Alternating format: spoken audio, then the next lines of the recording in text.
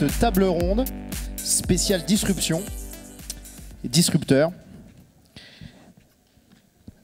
Alors, juste avant de commencer, normalement Marc Simoncini devait être présent avec nous, fondateur du Mythique, et là c'était avec l'étiquette Sensi. Malheureusement, il ne peut pas être avec nous. Voilà. Donc on va faire avec nos trois intervenants, et je suis sûr que ce sera encore mieux que s'il avait été là. Bon, en tout cas, ça sera aussi bien. Justement, nos trois intervenants, je vais vous les présenter. Alors on va faire dans l'ordre. Antonin Cohen, fondateur de Canavape, et pas Canavape, je me suis trompé tout à l'heure. Alexandre Mola, directeur général expansion France d'Uber.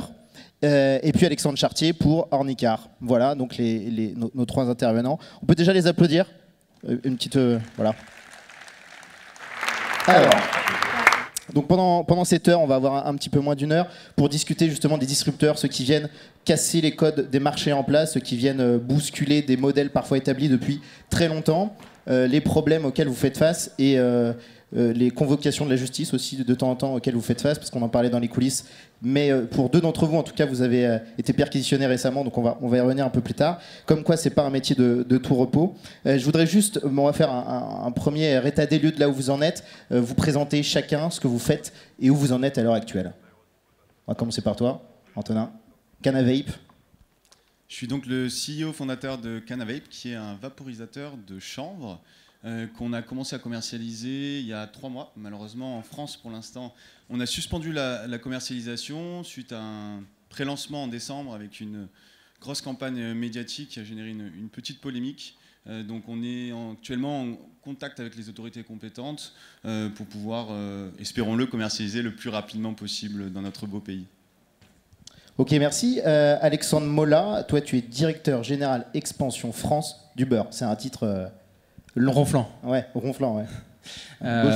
Non, Uber, contrairement à ce que beaucoup de gens pensent, c'est pas une société de transport.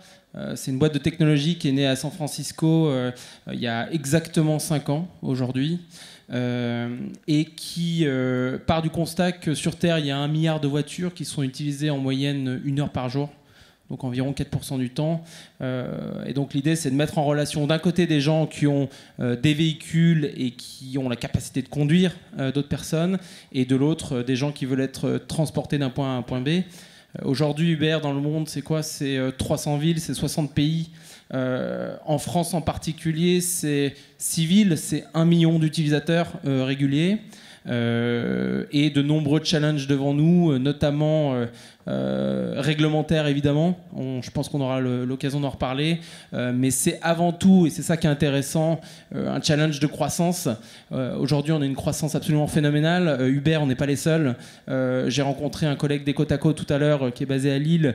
Il y a tout un tas de startups qui sont sur le secteur également, et je pense que ce qui est important de retenir, c'est que c'est un secteur en plein développement, qui répond à une nouvelle demande qui aujourd'hui était insatisfaite. Et donc ça représente une opportunité absolument massive pour l'économie. Et la France aujourd'hui pour Uber, c'est le 2e marché international, donc clairement un marché stratégique. Juste pour rappeler, la légende voudrait que l'idée ait été trouvée en France en 2008 à la sortie du web. Tu peux nous le confirmer ou pas? C'est vrai, j'ai même rencontré il y a quelques temps un journaliste qui était présent ce jour-là. Très simple, Travis Kalanick et Garrett Camp, les deux fondateurs, sont à la conférence Le Web en 2008, décembre 2008 à Paris, petite neige avec les conséquences qu'on peut imaginer. Saint-Denis, impossible de trouver un taxi. Pendant son séjour, Travis qui voit également les belles berlines sur la place Vendôme garées devant le Ritz qui attendent le chaland.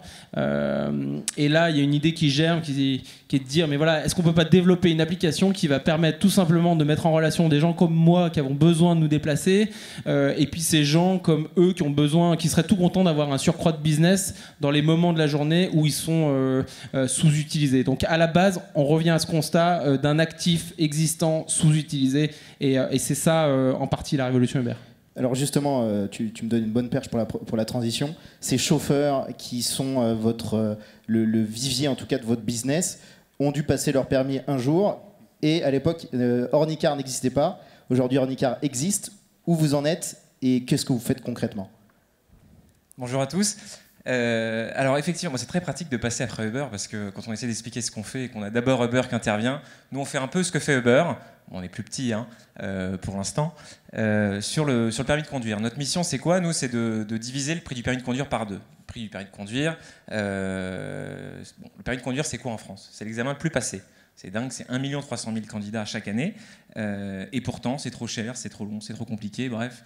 Personne n'est content dans l'histoire. Donc tout notre métier, c'est quoi? C'est d'essayer d'améliorer les choses en mettant une couche de numérique. Au final, on arrive à une plateforme de réservation pour la conduite. Donc c'est-à-dire qu'on a d'un côté des enseignants diplômés d'État, c'est le même diplôme que dans n'importe quelle auto-école, n'importe quel moniteur, avec des voitures double commande, et on les met en relation avec des candidats qui veulent faire des heures de conduite. Donc ça, c'est la partie conduite. Et pour la partie code, on propose un entraînement en ligne et pas mal de choses, je vais y venir. Donc voilà, 2 parties pour le permis de conduire, on s'occupe des 2, et donc l'idée, voilà, c'est d'améliorer les choses, diviser par 2 le prix du permis, et une meilleure expérience utilisateur, surtout pour tout le monde. Alors on va rentrer dans le vif du sujet. Aujourd'hui, vous avez un point commun tous les 3, c'est que vous êtes très copains avec la justice française. Vous y passez pas mal de votre temps, surtout avec les collectivités, enfin avec les pouvoirs publics, on va dire. Aujourd'hui, où vous en êtes avec ces relations que vous avez avec les pouvoirs publics et quelles sont vos difficultés majeures? On va peut-être commencer par toi, Alexandre, parce que tu as déjà le micro. Pour Ornicar, vous n'êtes pas les seuls sur votre marché, parce qu'il y a d'autres applications, d'autres sites, désolé d'en parler, mais vous n'êtes pas les seuls sur votre marché, et les autres, justement, vos concurrents, certains ont la possibilité de pouvoir exercer. Pourquoi vous ne pouvez pas? Et peut-être nous expliquer justement quelles sont les législations en place qui vous empêchent d'exercer aujourd'hui. Alors ouais, donc revenir rapidement, je ne vais pas vous refaire toute l'histoire d'Ornicar parce qu'il y a plein d'autres choses beaucoup plus intéressantes qui vont être dites ce soir. Mais nous, on a été un peu... je ne sais pas si vous avez déjà vu dans les journaux, on a fait il y a 1 an pas mal de bruit parce qu'on s'est fait attaquer par tous les syndicats de patrons d'auto-école. C'est important, c'est des syndicats de patrons d'auto-école en France. Il n'y a pas de syndicat de moniteurs, mais des syndicats de patrons. Donc ils n'étaient pas forcément très contents qu'on arrive, ça faisait un petit peu peur. Et donc il y a eu un procès qu'on a gagné, et suite à ça, on a une médiatisation hyper importante. On a fait la une du New York Times, on a fait la une de l'IB, on a depuis, enfin bref, on a enchaîné les concours de start-up, on a gagné 12 concours de start-up en 1 an, je crois que c'est un record historique en France, on est la boîte la plus primée. Donc voilà, on a vécu finalement notre malheur, c'est-à-dire ce moment où on s'est fait un petit peu pointer du doigt, c'est grâce à ça qu'on existe aujourd'hui en fait. On y reviendra certainement, mais donc où on en est aujourd'hui avec les relations avec les politiques, c'est en fait, on s'est rendu compte grâce aux médias, et c'est là où les journalistes font bien leur boulot. Merci. Ouais, mais ouais. On a pu exister. On a pu exister, et on a surtout pu intéresser les politiques. Parce qu'un politique, en fait, concrètement, qu'est-ce qu'ils font?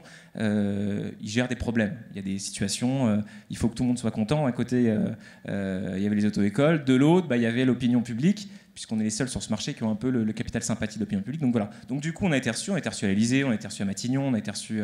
on travaille énormément avec le cabinet de Macron en ce moment, sur le Macron. Bref, ça avance, ça met du temps, et c'est là pour dire que les journalistes dans cette histoire ont vraiment leur importance, et voilà. Mais donc nos relations sont bonnes, ça met du temps, il faut faire beaucoup de pédagogie, je pense que vous en parlerez aussi, c'est un gros travail, mais nos relations sont bonnes aujourd'hui. Et alors, qu'est-ce qu'il vous faudrait aujourd'hui pour pouvoir exercer concrètement votre activité? Parce que, rappelons-le, à l'heure actuelle, Ornicar existe, mais vous avez, on va dire, 30% d'autres activités potentielles qui existent. C'est-à-dire que vous n'avez pas le droit de prodiguer, enfin de proposer des cours de conduite. Vous pouvez juste vendre le code en ligne, parce que ça, il n'y a pas besoin d'avoir d'autorisation particulière, mais vous ne pouvez pas proposer de formation de conduite à vos utilisateurs. Tout à fait. Alors en fait, pour vous donner des leçons de conduite en France, il y a un truc qui est complètement aberrant. Je ne vais pas m'étaler sur le sujet. L'auto-école, c'est pas le truc le plus sexy au monde, mais je vous assure que nous, ça nous passionne, et c'est un combat qui nous fait lever tous les matins chez Ornicar avec beaucoup de bonheur. Mais en gros, ce qui est important, c'est qu'en France, un enseignant qui est diplômé d'État, donc le moniteur qu'on connaît tous derrière son volant, n'a pas le droit de contractualiser directement avec un candidat. C'est quand même dingue. Le mec, c'est son diplôme, il n'a pas le droit. Il doit passer par quelque chose qui s'appelle l'auto-école. L'auto-école qui est le seul à encaisser en gros, j'allais dire des chèques, cartes bleues, etc. Pour de se faire. Mais ce gérant d'auto-école, il n'a aucun diplôme de sécurité routière, rien du tout. C'est du business, quoi. Donc voilà. Donc ça, c'est ce qui se passe aujourd'hui. Et donc il faut, pour être auto-école, avoir un agrément. Pour un agrément, il faut 4 trucs. En gros, il faut un local avec un lecteur DVD et une télé. on est en 2015. Il faut une capacité de gestion dans des gérants. Bon, moi j'ai un bac plus 5, c'est équivalent, il n'y a pas de problème. Et il faut un enseignant, on en a 700 aujourd'hui en France, un véhicule double commande, on a tout autant. Donc pour vous donner, donc l'agrément, en fait, on devrait l'avoir depuis bien longtemps. Si on l'a pas, c'est que vraisemblablement il y a une force, une sorte de peut-être de lobby, appelons-le comme ça. Je vous laisse deviner qui met peut-être un peu de temps pour qu'on ait cet agrément. Là, heureusement, avec la loi Macron et tout, les choses se débloquent et donc on va commencer les heures de conduite cet été. Donc ça, c'est le petit scoop. C'est tant mieux. On va enfin commencer à pouvoir faire bosser nos 700 enseignants. Enfin. Attends, je m'arrête juste là-dessus. Ça veut dire que vous avez eu votre agrément? Pas encore. Pas encore. J'ai bien fait de m'arrêter dessus. Mais il va y avoir en gros, on va commencer, retenez qu'on va commencer cet été. Je vous dis pas tout encore, mais on va commencer cet été. On a trouvé une façon de commencer. Ça va bien se passer. Et voilà. Donc c'est important parce qu'on a quand même 10 000 préinscrits aujourd'hui candidats, 700 enseignants. Et voilà. Donc je vais pas faire la pub. On va laisser parler un peu tout le monde quand même si on a le temps. Mais ce qu'on fait aujourd'hui, on a du temps. Et ce qui peut peut-être en intéresser quelques-uns. Pour le code de la route, il n'y a pas besoin d'agrément. Donc, qu'est-ce qu'on fait, nous, sur le code de la route? Eh ben, en fait, on propose aujourd'hui, et ça marche, pour 50 €, 49,90, à n'importe quel candidat de pouvoir passer son code de la route. Donc, c'est la première partie, avant la conduite, le code. Donc, qu'est-ce qui se passe concrètement? Qu'est-ce que vous avez pour 50 € chez nous? On vous envoie un livre de code chez vous. Vous pouvez vous entraîner de façon illimitée à nos séries en ligne. Donc, au lieu de regarder un DVD à l'auto-école, je pense qu'on peut aujourd'hui s'entraîner en ligne. Donc ça de façon limitée. Ces séries ont été faites par tous nos enseignants qui étaient sur la route, qu'on a envoyé avec des photographes et tout, donc on a un truc super et qu'on va en plus améliorer de plus en plus. Et enfin, on vous envoie ce qu'on appelle le kit candidat libre qui vous permet en fait, vous recevez chez vous, vous avez juste à mettre votre photo signée, il y a des enveloppes préaffranchies à l'adresse de votre préfecture et hop, vous l'envoyez, vous avez une place d'examen en échange, gratuit. Et vous pouvez en faire autant de fois que vous voulez. Il n'y a pas de frais de représentation, il n'y a pas de frais d'inscription. Donc en gros, pour 50 €, vous passez votre code de la route. Et ça, voilà, ça on est vraiment heureux parce que voilà, il y a 3000 candidats qui sont inscrits sur ce code de la route aujourd'hui. Donc ce qui fait qu'en fait, virtuellement, on est la plus grosse auto-école de France, alors qu'on n'a même pas communiqué sur le code. Et surtout, on a les premières réussites là, de code. On a un super taux de réussite. Donc voilà. Donc ça existe. Passez le mot, j'en supplie, parce que c'est grâce à ça qu'on existe. Et passez le code de la route avec nous, s'il vous plaît. Et alors, dernière chose, juste avant de passer la parole à Alexandre, qu'est-ce qui était le déclencheur là, pour que justement ça se débloque? Qu'est-ce qui a fait qu'à un moment donné, le lobby ultra puissant de ceux dont on ne va pas dire le nom a perdu face à votre un peu David contre Goliath, on va dire, mais à votre alors il y a entrain. Alors ça on peut en parler des heures encore de ça et on va tous en parler, mais c'est assez dingue parce que c'est vrai qu'on a cette image. Nous au début on s'est dit qu'est-ce que c'est que ces grands méchants d'auto-école qui nous attaquent, ce méchant lobby, etc. Et sauf qu'on les rencontre, forcément on discute, on n'est pas juste des crétins chacun dans un coin à faire des procès, etc. Et en fait on se rend compte que les mecs sont pas si mal intentionnés et surtout ils sont persuadés d'avoir raison, autant qu'on est persuadé d'avoir raison. Et en fait, ce qui se passe, c'est qu'il y a plus on se rend compte que c'est le changement qui fait peur. C'est-à-dire que les mecs, ils n'ont pas grandi avec le web. Nous, oui. Donc, il y a deux systèmes, il y a deux générations différentes. Et donc, il y a un gros travail de pédagogie, en fait, de discussion. Et plus ça va, aujourd'hui, il y a un an, ils nous attaquaient. Aujourd'hui, ils en sont à nous dire, mais merci d'exister, merci d'être là.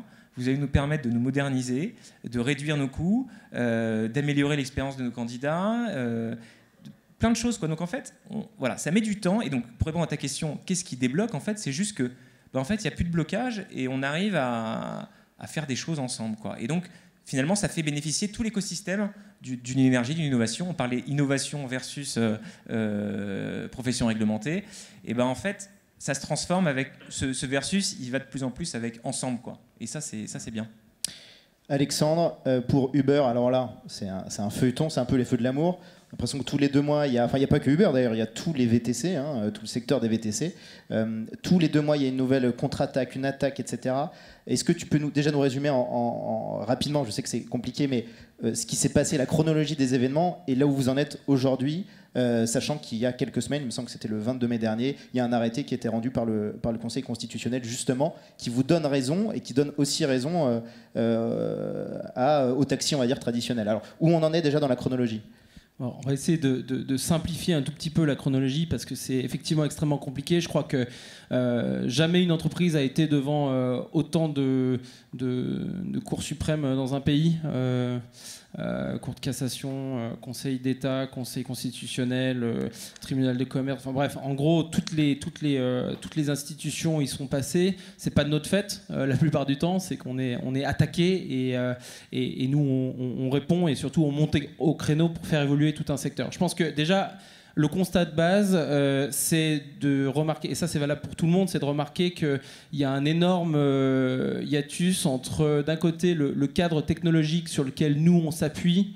Aujourd'hui, Uber, on propose une solution alternative qui se base sur des innovations, la géolocalisation, Internet, les smartphones, et on s'inscrit dans un secteur qui est réglementé par des lois qui datent évidemment d'un âge pré-Internet en tout cas. Donc là, on voit bien qu'il y a le temps réglementaire et le temps technologique sont pas du tout les mêmes, et c'est de là que vient cette friction quand on a ces innovations qui arrivent dans des secteurs très, très réglementés. Donc ça c'est vraiment ce qui explique à la base les frictions qu'on peut avoir. Aujourd'hui, pour Uber, si on veut simplifier, donc l'an dernier, il y a eu alors déjà, en 2009, il y a eu le rapport Attali qui faisait le constat que le nombre de taxis en France avait absolument pas bougé depuis 50 ou 60 ans, alors que la population avait, elle, été multipliée par 2 ou 3x. Et je te coupe justement, parce que c'est bien que tu parles de ce rapport. Je pense que ça a été un élément déclencheur aussi pour vous trois. Je pense que c'est vraiment enfin tu me dis si je me trompe, mais un élément qui a vraiment fait bouger les choses, en tout cas qui a lancé un pavé dans la mare, qui après a été repris par les politiques diverses, mais en tout cas ça a été vraiment le point de départ, je pense, de toutes vos activités. C'est clairement un des points, une première prise de conscience du fait qu'il y a certaines rentes dans certaines professions réglementées qui n'ont pas lieu de perdurer, notamment au vu des progrès techniques et technologiques. Donc il y a eu ce premier rapport qui d'ailleurs a fait énormément avancer le secteur des transports, et notamment avec une certaine... je sais que c'est un peu un gros mot parfois, mais une certaine libéralisation du secteur des VTC, et qui rendait l'accès à la profession de VTC beaucoup plus simple. Et en fait, entre 2009 et aujourd'hui, le nombre de VTC en France est passé de 2000 à 12 000, je crois. Donc on voit qu'il y a un secteur qui a explosé, en partie grâce à Uber, mais pas uniquement. Il y a plein d'autres acteurs qui sont développés, notamment des startups françaises. Donc ça a été un peu le premier milestone. Ensuite, il y a eu certaines lois qui sont un peu revenues en arrière sur les règles et sur les lois qui étaient sorties post-2009 et qui ont ajouté certaines barrières à l'entrée dans le secteur des VTC, où aujourd'hui c'est beaucoup plus compliqué de devenir VTC, ça coûte beaucoup plus cher, ça dure beaucoup plus longtemps que ça ne l'était en 2009. Donc en fait on a un peu cassé la croissance de ce secteur. À l'époque, en quelques semaines, avec quelques documents aussi simples qu'un extrait de casier judiciaire vierge, une visite médicale et un diplôme de niveau 4, je crois, on pouvait devenir VTC et s'enregistrer pour une somme modique. Aujourd'hui, il y a une formation de 250 heures qui dure entre 2 et 3 mois, qui coûte entre 3 000 et 5 000 euros.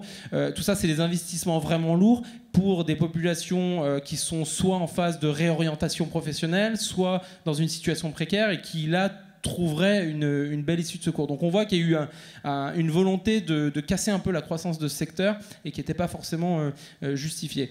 Ensuite, en 2014, il y a eu une consultation entre différents acteurs du taxi et du VTC. Malheureusement sans prendre en compte les associations de consommateurs, ce qui est un peu dommage et bizarre. Il y a une consultation donc rapide et tronquée qui a eu lieu, qui a donné lieu au rapport Thévenoud, qui lui-même a donné lieu à une loi qui porte le même nom que le rapport, qui a été adoptée encore une fois de manière assez rapide et qui contient des choses parfois surprenantes, comme par exemple l'obligation de retourner au garage pour un VTC à chaque fois qu'il finit une course. C'est-à-dire qu'à chaque fois qu'il a terminé... Retourner à sa base. À sa base, ouais. C'est-à-dire qu'à chaque fois qu'il va déposer quelqu'un, il n'a pas le droit de reprendre quelqu'un d'autre. Il est obligé de rentrer chez lui et de repartir ensuite. Donc on voit que ça va complètement à l'encontre de évidemment l'optimisation de l'actif existant, évidemment en termes de pollution et de congestion urbaine, c'est vraiment pas ce qui est le plus optimal. En termes de création d'emplois, du coup, parce que c'est du business en moins. Enfin tout ça, on voit que on marche complètement sur la tête. Il y a eu eu 2-3 autres perles comme ça. Il y avait même une tentative de nous imposer 15 minutes d'attente avant que le client puisse rentrer dans le VTC à un moment. Alors heureusement, ça a été annulé par le Conseil d'État. Mais on voit qu'on a eu plusieurs tentatives légales pour endiguer le développement de ce secteur qui pourtant est extrêmement porteur, fait partie des rares secteurs en France qui se développent très fortement, qui créent des emplois, qui est à l'origine de centaines de créations d'entreprises. Donc voilà un peu aujourd'hui. Donc ça, c'était la loi Thévenoud qui est sortie le 1er octobre 2014. À la suite de cette loi, Uber a été attaqué dès le mois de novembre par certains de ses concurrents et des syndicats de taxi. Ce qui est important de retenir pour aller à l'essentiel, c'est qu'aujourd'hui, il y a eu 3 décisions de justice seulement qui ont interprété la loi Thévenoud. Aujourd'hui, en France, c'est la justice qui dit ce qui est légal ou pas. Hein. C'est la justice seule qui dit ce qui est légal ou pas. Aujourd'hui, il y a eu 3 décisions de justice très claires qui ont toutes été positives pour Uber et en particulier pour sa solution peer-to-peer Uber Pop. Donc aujourd'hui, je pense que on s'inscrit dans un climat qui est plutôt favorable. On voit qu'on avance, on voit qu'on gagne des batailles. C'est très difficile, le combat est long. Encore une fois, important par rapport à cette loi Thévenoud, pendant ces 3 procédures, donc tribunal de commerce de Paris, tribunal de commerce de Lille, cour d'appel de Paris, Uber a saisi l'occasion pour soulever 4 questions prioritaires de constitutionnalité. Donc en gros, 4 points sur lesquels nous pensons que la loi Thévenoud va contre le droit français. Et ces 4 points ont été jugés sérieux par les différentes juridictions qui les ont examinés. Toutes sont passées en cours de cassation. 3 d'entre elles, concernant les VTC en particulier, ont été jugées assez sérieuses pour être passées devant le Conseil constitutionnel. C'est ce que tu évoquais tout à l'heure, notamment sur la tarification. Voilà, c'est-à-dire qu'aujourd'hui, Uber a contesté le fait qu'il était interdit pour les VTC d'utiliser la tarification euro-kilométrique comme les taxis, et le Conseil constitutionnel nous a donné raison sur ce point. Donc il faut bien comprendre que dans ces batailles juridiques, c'est finalement tout le secteur qui en bénéficie. C'est un secteur qu'on fait évoluer, qu'on arrive à moderniser. Après, il y a 2 autres points et il y a un 4e point important, qui est la question d'Uber Pop en particulier, qui aujourd'hui est toujours en cours de cassation et on attend de voir si ça va être transmis au Conseil constitutionnel. Donc voilà, je pense que encore une fois, ce qui est important de retenir, c'est que, et si je prends par exemple le cas de la décision du tribunal de commerce de Lille le 30 avril de cette année, si on relit la décision, c'est extrêmement clair. Donc pour rappel, on était attaqué par un taxi pour concurrence déloyale. Dans leur décision, les juges sont assez univoques. Le taxi ne démontre absolument pas qu'il y a un impact négatif sur son activité ou qu'il y a une perte de bénéfices. 2, Uber apporte la preuve formelle que le développement de son activité Uber Pop n'a aucun impact négatif sur les autres acteurs, et ça on peut le démontrer même en interne. Uber Pop n'a aucun impact sur notre activité VTC, et en fait les juges concluent en expliquant que finalement toute décision négative par rapport à nos solutions, en tout cas dans le cadre de ce procès, irait finalement à l'encontre de toutes les lois qui sont passées ces dernières années, favorisant justement la mobilité, favorisant le développement de solutions qui permettent de régler certains problèmes, notamment de congestion urbaine ou de diminution des gaz à effet de serre. Donc aujourd'hui, il y a besoin d'avoir un combat juridique, parce qu'il y a un cadre réglementaire qui n'est pas adapté au cadre technologique sur lequel nous on s'appuie.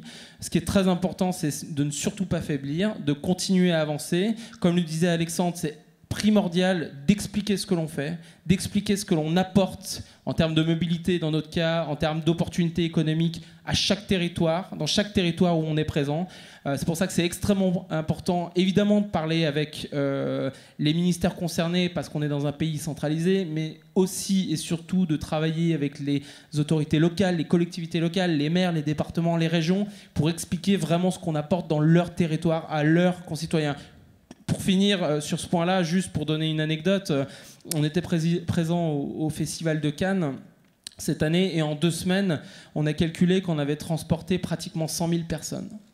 100 000 personnes, dont 50% étaient des étrangers. C'est-à-dire que c'était des gens qui sont arrivés à l'aéroport de Nice, qui avaient le réflexe Uber chez eux dans leur ville, et puis qui ont découvert que l'application était également disponible à Nice et à Cannes, et l'ont utilisée pendant cette quinzaine. Donc on voit tout de suite les implications économiques, les implications en termes de développement touristique, et bien au-delà, puisqu'on n'est pas présent juste sur 2 semaines, évidemment, on est là toute l'année. Donc je pense que voilà, il y a un devoir de continuer à éduquer sur ce qu'on fait, sur ce qu'on apporte, et à côté de ça, un devoir de continuer à se battre pour faire évoluer ce cadre réglementaire. Et juste une dernière question, et alors là, il faudrait que tu répondes en une phrase.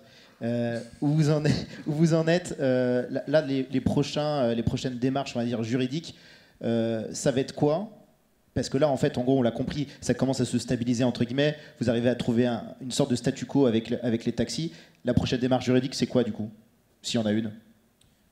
Je pense qu'il n'y a pas de démarche juridique précise. Ce qui est important, c'est de faire en sorte que le cadre puisse se développer, enfin, le secteur du transport de personnes en milieu urbain puisse se développer de manière extrêmement sereine, c'est-à-dire avec des normes de sécurité et de qualité extrêmement élevées, avec tout ce qui est nécessaire pour que voilà, le secteur se développe sereinement, mais qu'à côté de ça, ce ne soit pas des barrières trop élevées qui justement ralentissent le développement de ce secteur. Donc voilà, il y a encore certaines barrières à l'entrée qu'il est nécessaire d'améliorer, d'abaisser, de faire évoluer, et je pense que c'est l'axe que nous allons continuer à prendre pour faire en sorte que tout le secteur se développe.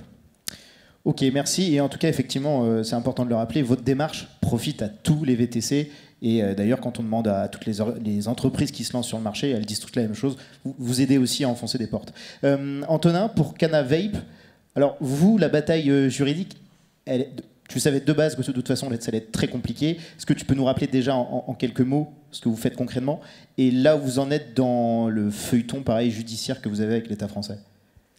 Oui, alors Canavape, qu'est-ce que c'est ? Donc, c'est une cigarette électronique, sauf qu'à la place d'utiliser du tabac et de la nicotine, on utilise le chanvre. Et dans le chanvre, il y a un composé naturel qui s'appelle le CBD. Donc, je vais être un petit peu technique.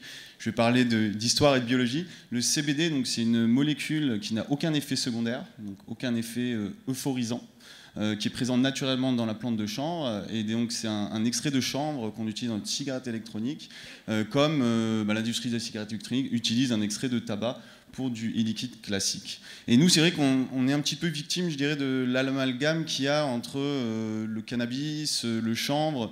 C'est vrai qu'on a un énorme travail d'éducation à faire. Et c'est pour ça qu'on s'est lancé donc, en décembre. On a fait un pré-lancement, une communication dès décembre pour pouvoir avoir cette visibilité et éduquer les gens sur qu'est-ce qu'était exactement la plante de cannabis, qu'est-ce qui était le chanvre, la marijuana, les différences entre les molécules. Donc, pour un petit rappel historique, la plante de cannabis, c'est une plante qui est utilisée depuis plusieurs milliers d'années. Donc on a retrouvé des traces à moins 3000, moins 4000 avant Jésus-Christ. Il y avait énormément d'utilisation. Il y avait une utilisation d'abord religieuse. Ça a été utilisé dans de nombreux rites. Dans la religion chrétienne également, on retrouve des mentions du cannabis dans la Bible. Certains historiens disent même que Jésus utilisait du cannabis pour faire certains de ses miracles. Et c'est des historiens qui sont très sérieux. Hein. C'est pas juste des gens qui consomment du cannabis et qui veulent pouvoir la ça fait sourire ici. Hein. J'ai entendu 2-3 rires au premier rang. Et c'est effectivement un sujet qui génère beaucoup de réactions. Donc le cannabis est utilisé depuis des milliers d'années pour une utilisation religieuse, pour une utilisation aussi médicale. Ce qu'il faut savoir, c'est que jusque dans les années 30 environ, dans les années 1930, il y avait énormément de médicaments qui étaient à base de cannabis. Et après, dans les années 30, il y a eu le développement de l'industrie chimique, des médicaments de synthèse. Et donc on a mis complètement de côté l'usage des plantes médicinales. Le cannabis, c'est aussi un usage industriel, puisque avec la fibre de cannabis, on a construit pendant des milliers d'années des bateaux, des cordages, des voiles, poils, des habits. Et c'est toute cette industrie-là qui finalement a été négativement impactée par l'interdiction du cannabis qui a eu lieu donc aux États-Unis dans les années 30 pendant cette grande phase de prohibition. Et aujourd'hui, on n'en est toujours pas sorti, en tout cas en Europe. Aux États-Unis, il y a déjà maintenant la moitié des États-Unis qui commercialisent du cannabis à usage médical ou récréatif. Donc ils cassent cette prohibition là-bas. Il y a une vraie rupture réglementaire qui est en train d'arriver un petit peu en France. Donc en Europe, pardon, pas en France malheureusement encore. Mais c'est déjà, voilà, je voulais faire un historique de ce que c'était la plante de cannabis pour parler après plus précisément de nous ce qu'on fait. En fait, nous on utilise la plante de chanvre. Donc le chanvre, qu'est-ce que c'est? C'est une variété de cannabis, mais qui n'a pas d'effet euphorisant. Donc dans le cannabis, il y a différentes molécules. La principale molécule, ça s'appelle le THC. Le THC, c'est ce qui va provoquer cet effet euphorisant, cet effet psychotique, et parfois provoquer un petit peu de paranoïa. Donc c'est ce qu'on utilise d'un point de vue récréatif. Après, il y a une variété qui s'est développée, c'est la variété de chanvre, qui, elle, ne contient pas de THC, donc il n'y a pas d'effet euphorisant. C'est une variété qui est cultivée légalement depuis des centaines d'années en France, principalement pour un usage industriel, donc de la fibre ou de l'isolation. Et nous, c'est cette plante-là de chanvre qu'on utilise, donc qu'on cultive maintenant depuis plusieurs années, de manière légale, en France, en Europe, et on utilise cette plante pour faire notre e-liquid, donc notre liquide de cigarette électronique, qui contient donc cette plante qui est légale. Et ce qui s'est passé, donc notre cigarette électronique ne provoque aucun effet euphorisant, il y a un goût naturel de chanvre, on s'inscrit vraiment dans le développement de la cigarette électronique, sauf qu'on utilise du tabac à la place, on utilise du chanvre à la place du tabac. Et ce qui s'est passé effectivement, c'est que le cannabis, ça génère beaucoup de polémiques, des questions de société. Est-ce qu'il faut autoriser une nouvelle drogue de plus, comme peut l'être l'alcool? Certains disent que le cannabis est moins dangereux que l'alcool ou que d'autres substances actuellement autorisées. Donc ça, c'est une question de société sur laquelle nous, on ne souhaite pas se positionner parce qu'on n'a pas un produit qui est similaire à du cannabis euphorisant, de la marijuana. On a un produit qui contient du chanvre, une plante qu'on cultive traditionnellement depuis des centaines d'années en France, et il n'y a pas de THC. Donc on n'est pas du tout dans cette question de société-là. Par contre, ce qui se passe effectivement, c'est qu'il y a un amalgame, il y a une confusion, une très grande confusion entre les différentes variétés de cannabis, et à cause de la prohibition du cannabis euphorisant, on a un vrai blocage sur le développement de l'industrie du chanvre. Et ce qu'il faut savoir, c'est qu'en plus, en France, on est les leaders mondiaux de la semence de chanvre. Donc on fournit 80% des graines de chanvre à toute la planète. Et pourtant, à cause de cet amalgame, il y a des polémiques, comme on a pu le vivre en décembre, quand on a lancé donc Canavap. On a vraiment expliqué qu'on utilisait la plante de chanvre, qu'il n'y avait pas de THC. Mais c'est vrai que c'est un sujet aussi qui crée la polémique, qui génère beaucoup de réactions. Et on est tombé dans cette polémique-là. Aujourd'hui, on cherche vraiment à avoir un discours apaisé du coup, et serein avec les autorités compétentes pour bien expliquer qu'est-ce qu'on fait. Et expliquer que non, on n'est pas un produit euphorisant. Alors, justement, aujourd'hui, que vous reprochent les autorités parce que, juste faire un petit focus, mais vous avez surtout tapé dans l'œil, entre guillemets, de Marisol Touraine, qui vous a vraiment dans le collimateur. Et vous avez en tout cas une affaire en cours. Tu vas me dire genre, je ne sais pas si ça s'est fini ou pas, mais pour exercice illégal de la profession de pharmacien, vous risquez jusqu'à 10 ans de prison. C'est bien ça ? Alors effectivement, c'est ce qui est quand même étonnant parce que ça va pas du tout dans l'idée, c'est pas du tout l'aspect drogue qui est là-dedans, c'est vraiment l'exercice illégal de la pharmacie. Comme quoi, ils considèrent que c'est vraiment à usage thérapeutique.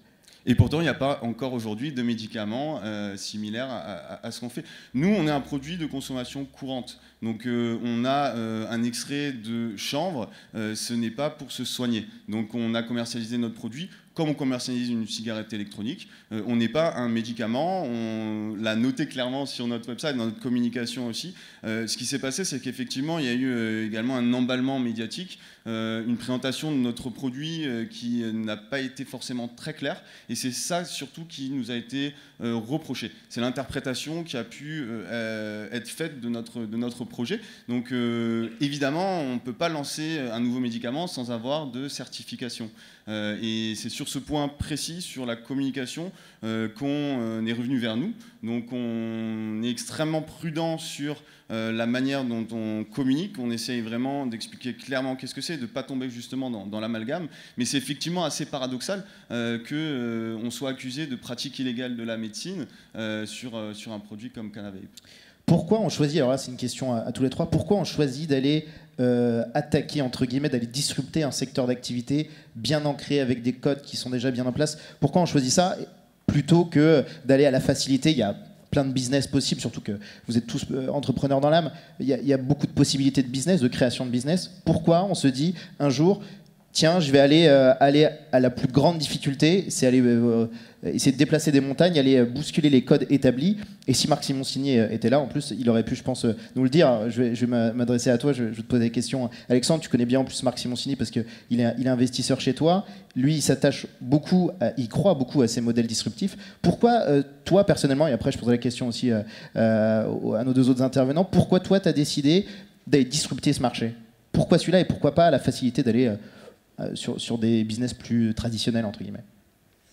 Alors, plusieurs raisons. D'abord, alors peut-être deux réponses là-dessus, deux éléments de réponse. D'abord parce que je pense que sur une profession réglementée, il y a une réelle opportunité. Souvent on dit vous êtes malade, vous allez sur un truc profession réglementée, etc. Au contraire, les professions réglementées, par définition, c'est des, j'ai presque dire des industries qui n'ont pas bougé depuis quelques décennies, en tout cas ce qui nous concerne. Et donc du coup, ça veut dire qu'en termes d'innovation, il y a beaucoup de choses à faire, donc c'est un régal. Ça veut dire qu'on peut vraiment arriver avec une vraie valeur ajoutée, avec des nouveaux outils, avec plein de nouvelles choses. Donc déjà, il y a une question d'opportunité. Ça veut dire que les professions réglementées, souvent, sont des touche pas à mon gâteau, quoi, et donc ça n'a pas bougé depuis bien longtemps. Et je pense que ça a été le cas pour Uber aussi. Les taxis, c'est un truc qui n'a pas bougé depuis longtemps. C'est quand même dingue de se dire qu'il n'y avait pas d'appli mobile pour réserver tout ça, qu'il n'y avait pas de paiement par carte bleue. Grâce à vous, ils le font maintenant. Mais enfin bon, merci d'ailleurs. Deuxième raison, c'est que je pense qu'il y a un rôle, alors je parle en tant qu'entrepreneur, même si j'aime pas toujours ce mot parce que c'est un peu pompeux, mais que le rôle de l'entrepreneuriat aussi dans le monde, c'est d'arriver à faire bouger les lignes qu'on n'arrive pas à faire bouger autrement. Et il y a un vrai rôle social, quoi. C'est-à-dire que quand on porte un projet, nous comme Ornica, on se bat vraiment parce que ça va pas, parce qu'il y a un système, il y a ce permis de conduire qui, on parle de jeunes qui ont besoin de ça pour aller bosser, de même pour aller se faire plaisir, partir en week-end. On parle d'un truc vraiment social, et c'est une tannée pour tout le monde. C'est trop compliqué, c'est trop cher, et donc voilà, on se dit, les politiques font pas grand-chose parce qu'ils sont pas mis en danger, quoi. La profession réglementée en présence, elle a un monopole. Pourquoi est-ce que s'embêterait à bouger? C'est pas évident. Et donc notre rôle, c'est d'aller bouger les lignes. Et ça, je pense que c'est le rôle de l'entrepreneur aussi, quoi. Et nous, chez Ornica, alors vous me croyez ou pas, on n'est pas là pour. Bien sûr, il y a un business, il y a un supermarché à attaquer. Il y a une volonté économique d'être profitable. Mais ce qui nous fait lever tous les matins, c'est de se dire. Ouais, là, on est en train d'aider des milliers de personnes, peut-être demain 1 million. Et quand on voit 3000 candidats inscrits chez nous qui passent le code, déjà, on se dit, mais waouh, voilà pourquoi on se lève. Et donc ça, c'est un truc qui est très agréable. Pourquoi, je vais m'adresser à Canavape, pourquoi, ensuite je te donnerai la parole, pourquoi toi, tu as décidé d'aller te lancer sur ce marché? Alors là, en plus, toi, tu savais pertinemment la montagne qui était devant toi, quoi. C'était un mur, pour l'escalader, c'était compliqué. Pourquoi tu as choisi celui-là? Il y a une raison particulière? Aujourd'hui, je pense que c'est un des plus gros problèmes qu'il y a au niveau de la consommation des gens. C'est-à-dire qu'il y a des millions de gens qui consomment du cannabis aujourd'hui, qui sont en situation d'illégalité face à la loi. Je crois qu'il n'y a pas un seul autre produit dans cette situation. Donc qu'est-ce que ça engendre, cette situation d'illégalité? Ça engendre un marché noir, ça engendre des produits de mauvaise qualité, il n'y a aucun contrôle au niveau des produits, des trafics, et il y a un vrai immobilisme aujourd'hui sur cette question, parce que ça crée la polémique, parce qu'on rentre dans des sujets de société, des questions de société, et ça avance pas. Il y a, je dirais, une crainte, je pense, au niveau politique, puisque c'est un débat sur lequel les avis avis sont très tranchés et partagés. Donc nous, on a vu cette problématique-là et on s'est dit quelle est la meilleure approche on pouvait avoir. On a dans notre équipe des gens qui sont passionnés de la plante de chanvre et qui sont biologistes, agronomes, qui travaillent sur ce type de plante depuis très longtemps. Et on s'est dit qu'avec la plante de chanvre, on avait la possibilité de faire un produit qui était d'abord légal, bien évidemment, et qui était contrôlé au niveau de la qualité. Donc c'est vraiment pour répondre à un problème que vivent des millions de gens aujourd'hui en France, en Europe, et faire ce travail d'éducation pour également faire avancer cette question qui avance de manière très très rapide dans certains pays, notamment aux États-Unis. Et aujourd'hui, en France, on est complètement bloqué. Dès qu'on va parler de cannabis ou de chanvre, il y a des grandes levées de boucliers. Donc nous, c'était une problématique qu'on trouvait passionnante puisque ça touche des millions de gens et puis personne aujourd'hui ne s'y attaque. Donc de notre expérience également start-up, de notre expérience à savoir prendre des risques, on s'est dit qu'on avait l'équipe pour affronter cet immense challenge et monter jusqu'en haut de l'Everest. On en est qu'au début pour l'instant, mais on avance bien, donc on est content. Concernant Uber, pourquoi, alors tu as en partie répondu tout à l'heure, mais pourquoi, à ton avis, les fondateurs ont décidé d'aller disrupter ce marché-là? Parce qu'on a raconté l'histoire tout à l'heure, mais entre nous, c'est une belle histoire, mais je pense que la réalité derrière du fondement de la société, c'était pas juste le besoin, à mon avis, à la sortie d'un événement de trouver un taxi. Je pense qu'il y avait peut-être, enfin tu vas nous le dire, mais il y avait peut-être des volontés plus profondes derrière. Et à ton avis, pourquoi ça a eu lieu en 2008-2009 alors que c'est un secteur qui n'a pas bougé pendant 40 ans? C'est quoi? C'est vraiment l'avènement d'Internet, de la mobilité qui a permis cette disruption, ou alors c'est juste la suite logique des choses? Alors à la base, c'est le besoin de deux personnes coincées à Saint-Denis, mais finalement, à partir du moment où nous on ressent une frustration ou un besoin, le pas est assez vite fait pour réfléchir en termes de marché et se dire mais si moi je ressens ce besoin à un moment et cette frustration, si en plus je ressens cette frustration régulièrement, peut-être qu'il y a beaucoup d'autres personnes qui peuvent éventuellement ressentir ce besoin, et donc là il y a une réelle opportunité. Donc à la base je pense qu'il y a vraiment ce constat qu'il y a un besoin fondamental. En plus c'est vraiment, là on parle de choses extrêmement simples. On parle de sociétés technologiques qui viennent de la Silicon Valley, mais en même temps, aujourd'hui, en France, on a des milliers de voitures sur la route, on est presque dans l'industrie lourde, et on répond à un besoin fondamental de l'être humain, c'est-à-dire se déplacer d'un point A à un point B. Et aujourd'hui, ce besoin, avec les solutions traditionnelles du secteur, on y répond mal. Ça, c'est le constat. Et donc, à partir du moment où on est capable de trouver une solution, de développer une solution, on a vraiment envie de faire évoluer tout un secteur. En fait, je pense que ce qui nous porte tous chez Uber, et je suis convaincu que la plupart des gens qui sont chez nous, on est tous foncièrement convaincus de la légitimité de ce qu'on fait, et on adhère tous très profondément à cette vision et à cette révolution. Vous ne trouverez pas quelqu'un chez nous qui n'est pas capable un samedi soir chez des amis de se lever debout sur la table et de taper dans le plat pour expliquer à quel point ce qu'on fait c'est bien et ça fait vraiment évoluer les choses. Je pense que la vraie révolution et le fait d'être convaincu de cette révolution, c'est juste de dire aujourd'hui, on est en train de changer la manière dont les gens se transportent. On change leurs habitudes de consommation. Elle est là, la vraie révolution. À partir du moment où on est capable d'offrir une solution qui est simple, qui est sûre, qui est fiable, qui est extrêmement accessible, on change les habitudes de consommation. Les gens vont laisser leur voiture, ou vont peut-être tout simplement plus se déplacer grâce à ce type de solution. Et c'est vraiment ça qui nous fait nous lever tous les matins. Moi, ça fait plus de 2 ans que je suis chez Uber. Il n'y a pas un matin où j'ai l'impression d'aller au travail. Il n'y a pas un dimanche soir où je me dis mince, demain matin, je vais travailler. Bon, peut-être aussi parce que je travaille le week-end, mais je pense que c'est vraiment important. Je pense qu'on est tous ici, on est vraiment foncièrement, intimement convaincus de la révolution dans laquelle on est engagé et du bien fondé de l'évolution du secteur qu'on est en train de pousser. Donc je pense que c'est vraiment ça qui va nous faire continuer et rester là-dedans. Et après, qu'il y ait des montagnes devant nous, juridiques ou autres, je pense que ça fait partie du challenge. C'est aussi ce qui nous excite, mais c'est aussi ce qui fait que on fait avancer le secteur. On peut pas faire avancer un secteur en douceur. On est obligé d'aller à la bataille, d'expliquer, mais aussi de se battre. Je pense que c'est ça qui nous fait nous lever tous les matins. Alors tout à l'heure, et là encore un peu, tu le redisais, on parlait des difficultés que vous avez eues, en tout cas tous dans vos business, parce que c'est aussi le thème de cette table ronde, c'est de parler des difficultés quand on essaie de disrupter un marché.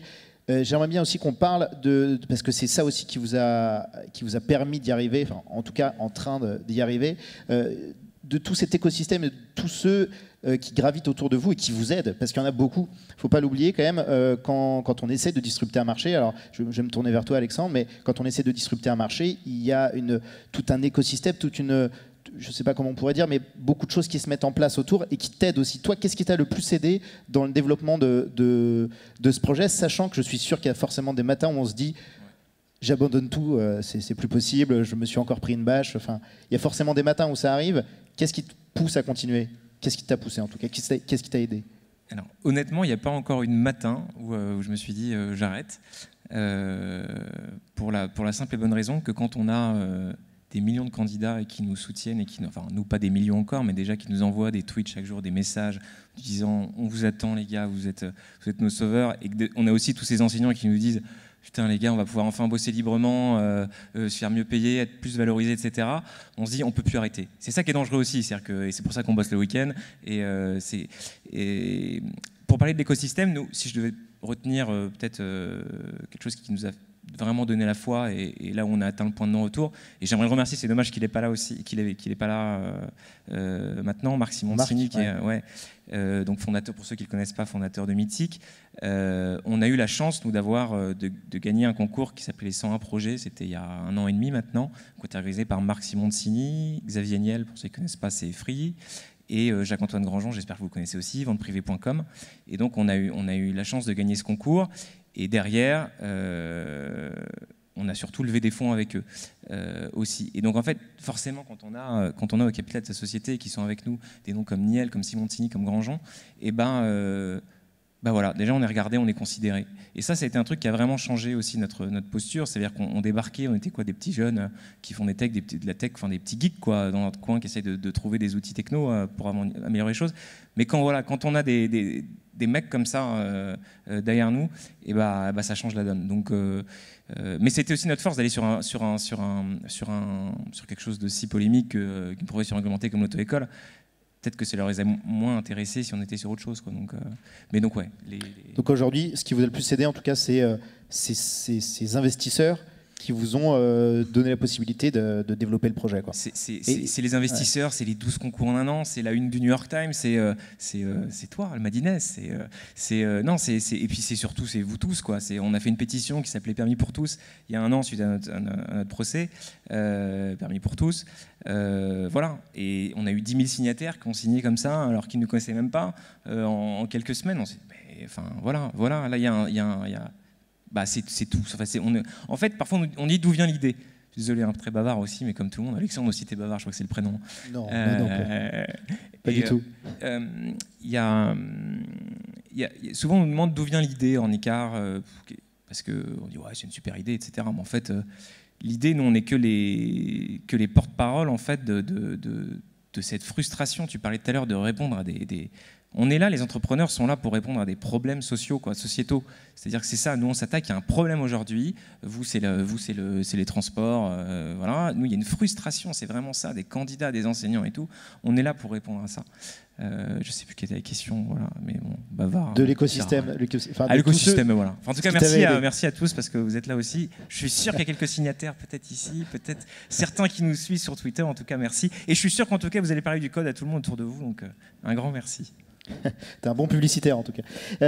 Canavape, vous dans votre cas, qu'est-ce qui vous aide? Parce que alors vous c'est différent, vous êtes au début, au prémices, on va dire au lancement en tout cas de votre activité, mais qu'est-ce qui vous aide, qu'est-ce qui gravite et qu'est-ce qui vous fait tenir dans votre projet?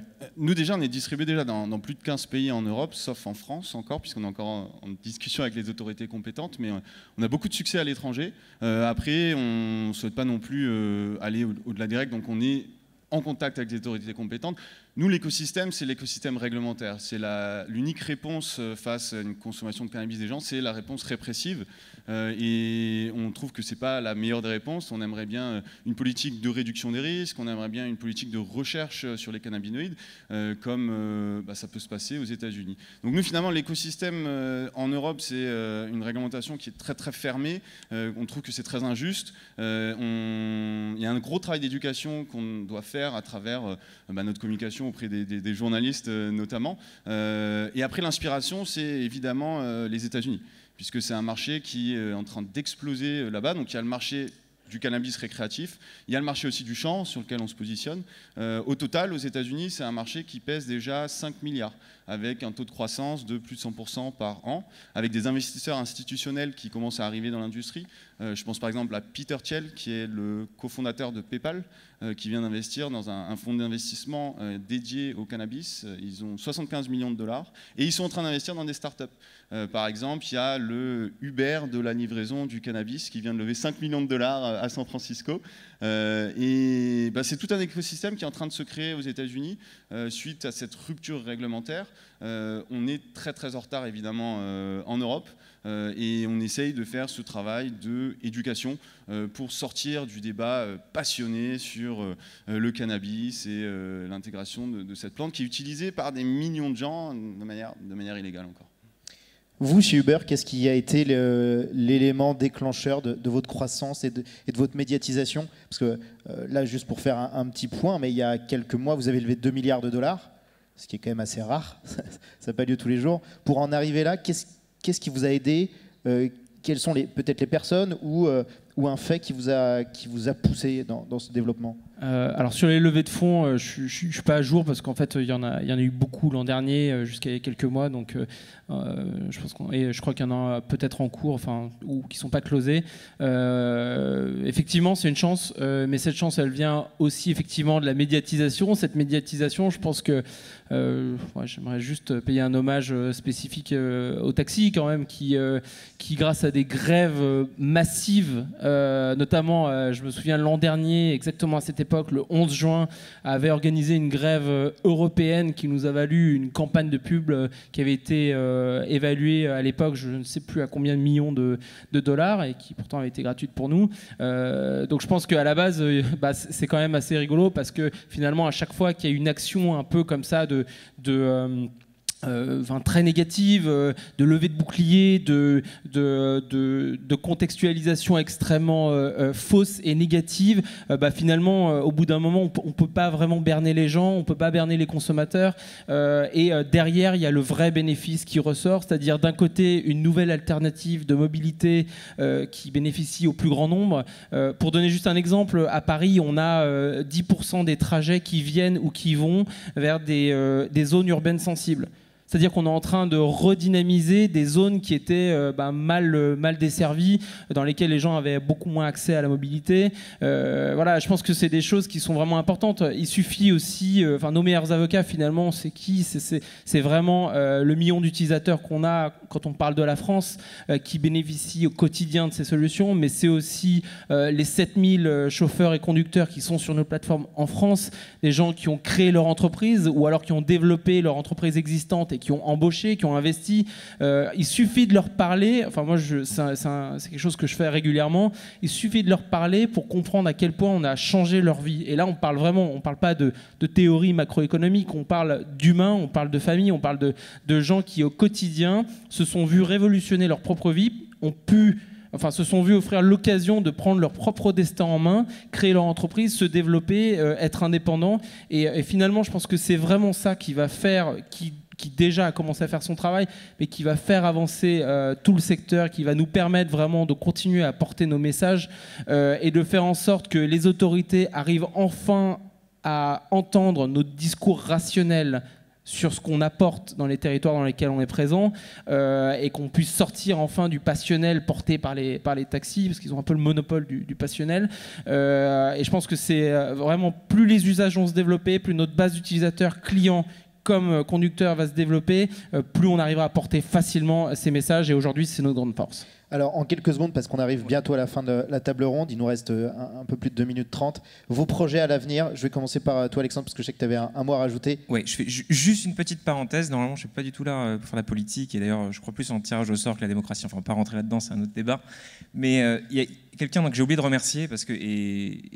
Et vraiment, il est bien, et on a la chance de l'avoir, c'est notre ministre Emmanuel Macron. Je suis désolé de parler de ça, peut-être qu'il y a certains que ça dérange, etc. Mais c'est vraiment un mec super. Et si peut-être, d'ailleurs, vous êtes tous là, et j'imagine que vous avez Twitter, etc., ceux qui peut-être voient en ce mec quelqu'un de bien, juste envoyer un petit tweet. Merci Emmanuel, peut-être pour Ornicar. Et ce serait vachement bien. Et Hubert aussi, parce c'est vraiment un mec, on a de la chance d'avoir des mecs comme ça. Et Canavape qui se mouillent. Et vraiment, donc... c'est important de les rappeler, parfois on les critique beaucoup, mais on a de la chance d'avoir des politiques comme ça. En 20 secondes, les projets, les projets là, dans les prochains mois, ça va être quoi? Nous, on lance la conduite cet été, donc dépêchez-vous de passer le code, quoi. Hubert? Très rapidement, voilà, nous on est focalisé sur le secteur du transport, c'est une énorme opportunité, mais comme le dit, pour paraphraser Travis, à partir du moment où on est capable de vous amener une voiture partout dans le monde, à n'importe quelle heure de la semaine, en moins de 5 minutes, il y a énormément de choses qu'on peut faire, qu'on peut vous amener en moins de 5 minutes. Et par exemple, vous avez vu à Cannes les hélicoptères, voilà, ça donne une petite illustration. On a travaillé à Barcelone sur les repas aussi, donc voilà, beaucoup de choses potentiellement à venir. Canavape, dans les prochains mois, c'est quoi les projets majeurs? Nous, c'est de développer notre activité à l'international pour l'instant. On est basé en République tchèque, puisque c'est là qu'on a notre centre de production de chanvre et d'extraction également. On espère pouvoir commercialiser en France le plus rapidement possible. On est en contact régulier avec la NSM, qui est l'Agence nationale de sécurité des médicaments. Donc on espère pouvoir lancer le produit dès qu'on a leur feu vert. Merci à tous les trois, vous pouvez les applaudir. Ce que je retiens en tout cas, c'est que c'est compliqué de discuter, ça prend du temps, ça demande de vraiment bouger les lignes, d'enfoncer en tout cas des portes. Mais aujourd'hui, vous êtes trois beaux exemples en tout cas de chemins et de projets qui commencent à aboutir. Uber, c'est plus avancé, on va dire, mais Ornicar, on est très content d'apprendre que là, c'est pour dans quelques semaines, c'est votre lancement. Et puis Canavape, on vous souhaite aussi beaucoup de réussite et la même réussite que les trois. Merci à vous et à bientôt. Merci beaucoup. Merci.